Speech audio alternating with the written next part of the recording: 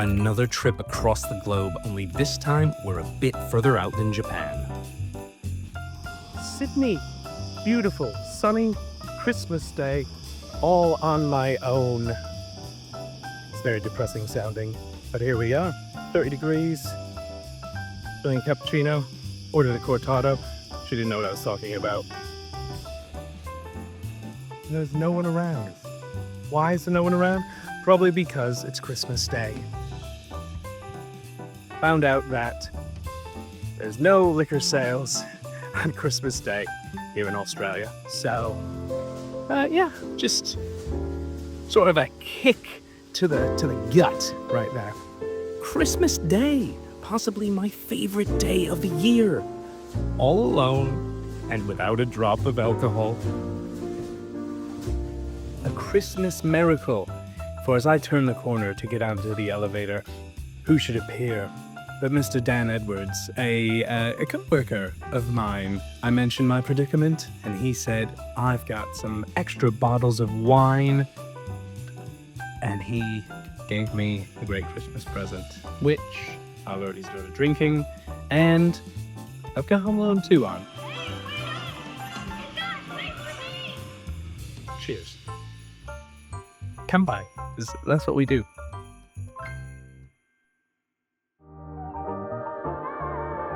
Right, good day, and welcome to Australia. Sydney to be specific. Here we are.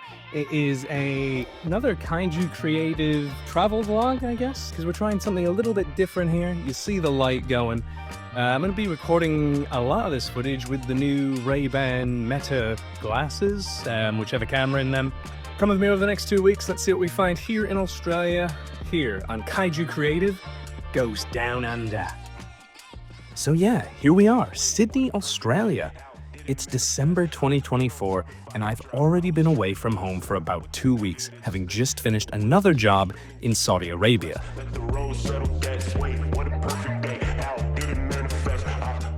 Sydney Opera House. It's right over there, behind the fence. I found myself working most evenings, which meant the days were all mine, and I took as much advantage of it as I possibly could in exploring the downtown area of Sydney, which naturally meant hunting down the best coffee I could find. And Diggy Doos was happy to oblige. Tucked away in an unassuming arcade in the city's CBD, Diggy's is a must-stop for coffee lovers. The lo-fi vibes were reminiscent of the bar's littering Golden Guy, and the team behind the counter were as passionate and knowledgeable about the art of coffee as you'll ever find. The trip down near downtown was worth it for the coffee alone. A++, 3 thumbs up, would do again. Loved it. Diggy Doos.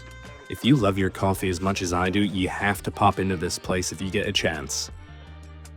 Fully caffeinated now, we hit the pavement again, getting the tens of thousands of steps in exploring central Sydney and the area around Town Hall Station, which became my nexus of exploration.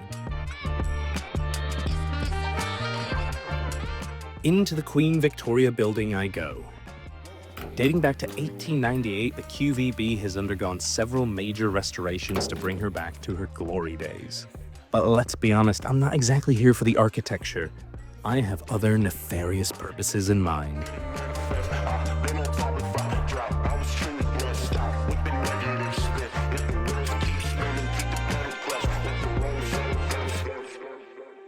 Went to Hobbyco, which didn't know what to expect, but pleasantly surprised with the selection, a huge Gunpla section, and some pieces that if I had a bigger suitcase, I probably would have picked up. Yep, I can't help myself. Hobbyco was a must-stop for me, a multi-floor store filled with puzzles, games, Legos, and of course, model kits, which included a far more expansive selection of Japanese kits than even I imagined. You'll probably start to notice a theme here, and apparently all I wanted to do in Sydney is imagine myself back in Japan. And in reality, the city was perfect for that. The East Asian influence could be felt all throughout the city, not just in one area, and for me, I was in heaven.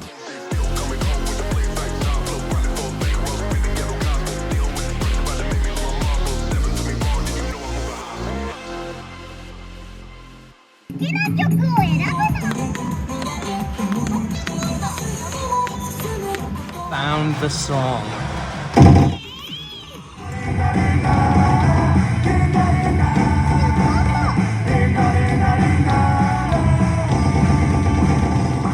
Oh God, do I really look like that when I play Taiko no Tatsujin?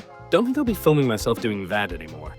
But it's time to gain back any calories lost with a meal at Gumshara, a renowned Chinatown ramen shop who had a tonkatsu wizard in the kitchen by the name of Mori Higashira.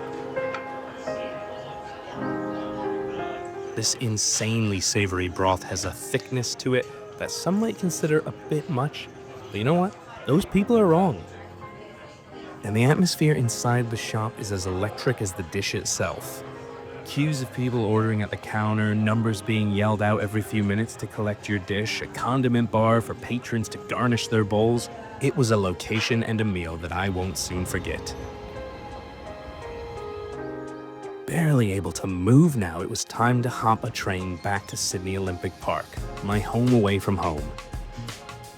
Currently New Year's Eve here in Australia. For the people back home, currently not New Year's Eve. It will be in a few hours. Oh no, I think it has actually gone New Year's Eve, but it's like very early in the morning. What we're gonna do tonight, only time will tell, but hopefully we'll make something out of this evening. Hopefully there'll be some alcoholic beverages involved.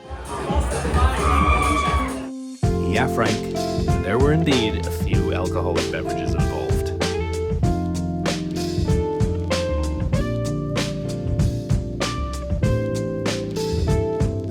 First to celebrate New Year's. New Zealand, maybe. Anyway, starting 2025 with a terrible hangover wasn't exactly planned, especially considering I had to work the next day. But here we are, the United Cup, a yearly tennis event held across Australia featuring some of the world's best male and female players competing for national pride. Don't get too used to the sunshine and happy faces of spectators because the true life of the TV compound is a different vibe altogether. And that vibe is sort of like a prison vibe. Still, I did manage to catch a little bit of live tennis every once in a while.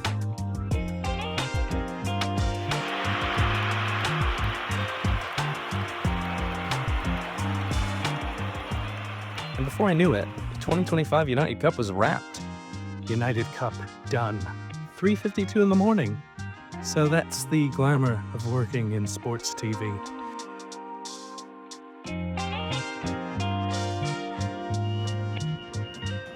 Work was done, but with a bit more time still to spend in Sydney, it was time to get the double-decker back into Central for some more exploration. And somehow I found myself transported back into London. But wait, this isn't the Hyde Park I know. This 40-acre urban park is the oldest public parkland in Australia. Similar in sense, if not scale, to New York City's Central Park, Hyde Park offers a green escape to the surrounding urban jungle, featuring around 580 exotic and native trees. It also plays host to a number of cultural events throughout the year, including the Sydney Festival, Australia Day, Food and Wine Fair, and more. The park attracts tourists and locals alike looking for a quiet respite from the hustle and bustle of city life. But where can I find a decent toasty around here? Thankfully, this branch of Toasty Smith wasn't all that far away. Definitely one of those places I didn't know I needed in my life. This was another random spot on my travels which sucked me in with the promise of a tasty meal, and I was not disappointed. The Eggsmith features fluffy scrambled egg, cheese, roasted sesame-flavored slaw, spicy tomato relish, sweet corn fish roe, chives, and chipotle. Oh God, I miss the taste of it already. And then another surprise find in Sydney was a branch of Kinokuniya. The largest bookstore chain in Japan, it has over 80 stores worldwide, with the Sydney branch first opening its doors back in 1996. Strangely enough, I've yet to step foot in one in Japan, but they're always worth a browse for book lovers and Japanophiles alike.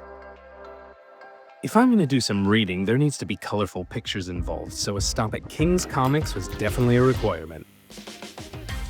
family-run business that started its life as a mail-order comic shop before getting a brick-and-mortar location, the Clarence Street staple has all your weekly comic needs, as well as selling the usual mix of trade paperbacks and collectibles, which of course took my interest a bit. But seemingly for the first time ever, no plastic was purchased. After racking up the steps all morning, I headed back to Sydney Central Station because I was looking to get out of the CBD and head back west to the barren wastelands of the Sydney Olympic Park.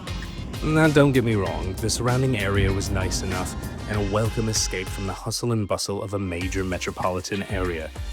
But sometimes you just want to be in the mouth of madness. Still, how can I complain too much? I mean, there are worse places to be in January. I'm looking at you, UK. Time to get off my feet and back to my room at the Pullman Hotel, which just so happened to have some model kits itching to be put together. Now, some people might have crossword puzzles, Sudoku, reading, maybe a bit of Lego even, but my idea of relaxing is snipping plastic pieces off of runners and slowly assembling a tiny representation of some crazy corner of pop culture goodness. And this little robot lion dude that I picked up from Hobbyco was the perfect way to unwind. But it's the last licks here in Sydney. One more day of exploring the harbour city, and thanks to a tip from one of my co-workers, I decided to hop on a ferry to Manly. A short 20-ish minute ride from the CBD, Manly is a beachside suburb of northern Sydney. However, I wasn't here for the sand and surf. I was here for the hops and barley. Four Pines Brewing has been around for nearly 20 years and have expanded to have a few locations around the city. But the Manly Microbrewery is its original home. And I enjoyed a few pints on the sun-soaked deck. The refreshing brews, perfect for another hot summer day.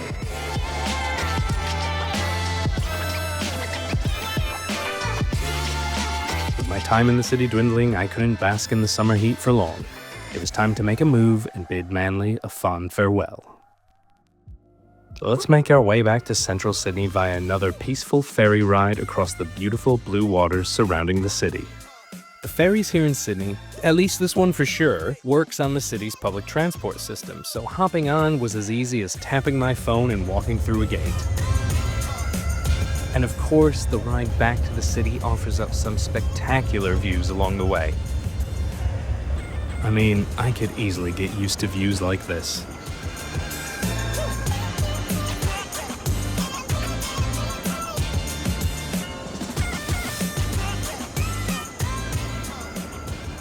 Before this beer wears off, there was another spot I wanted to hit before finishing up the evening.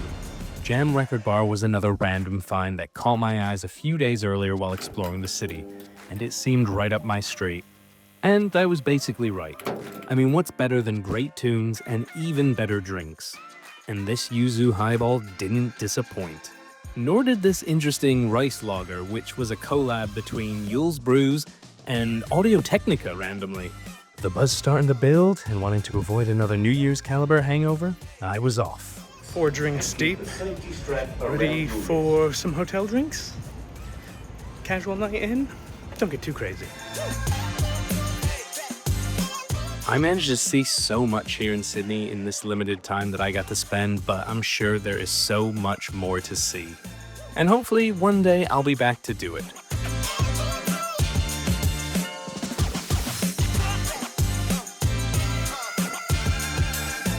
But for now, it's goodbye as we head off to Melbourne.